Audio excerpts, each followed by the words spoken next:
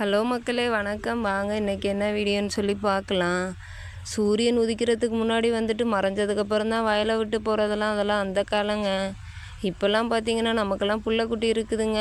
அவங்களுக்கு சமைச்சு அவங்கள ஸ்கூல் அனுப்புறதுக்குள்ளேயே போதும் போதுன்னு ஆயிடுது. அதுக்குள்ளே நம்ம வயலுக்கு வந்தோம்னா பல்ல காமிச்சிட்டு நம்மளுக்கு சூரியனும் பார்த்திங்க அப்படின்னா வெயிலை கொண்டுட்டு வந்துடுது. நம்ம என்னங்க பண்ண முடியும்? இயற்கையை யாராலையும் மாற்ற முடியாதுல்ல. நம்ம வேலையை நம்ம தானங்க பார்த்தாகணும். அதனால் களைக்கட்டை எடுத்துகிட்டு நேற்றுக்கு வெட்டின களை மீதி கிடந்துச்சுங்க.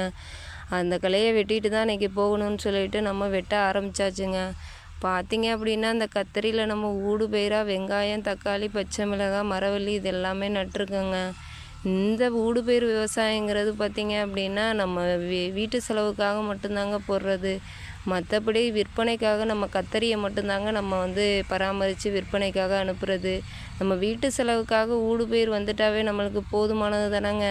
அதனால் நம்ம ஊடுபயிர் விவசாயங்கிறது இந்த மாதிரிலாம் பண்ணிக்கிடுவோங்க.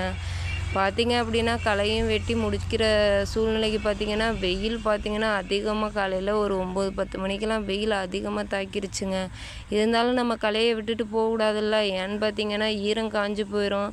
இந்த மண் பார்த்திங்க அப்படின்னா இந்த நேரத்தில் வெட்டினாதாங்க அந்த களைக்கட்டில் நம்ம வெட்டும் போதே மண் 2 பக்கமும் போய் விழுகணும் சரிசமமாக. அப்படி பார்த்திங்க அப்படின்னா கட்டி கட்டியாக பேர்ந்துச்சுன்னா அதில் உள்ள பில்லு புல்லாகவே பார்த்திங்க அப்படின்னா அந்த கட்டியில் இருந்துச்சுன்னா மறுபடியும் தண்ணி பாய்ச்சும் போது அந்த பில்லு வந்துடுங்க. அதனால் நம்ம பதத்தோடு களையை வெட்டி பராமரிக்கணுங்க. பார்த்திங்க அப்படின்னா இன்றைக்கி காலையில் ஒரு 10:30 மணிக்குள்ளே களையும் வெட்டி முடிச்சாச்சுங்க.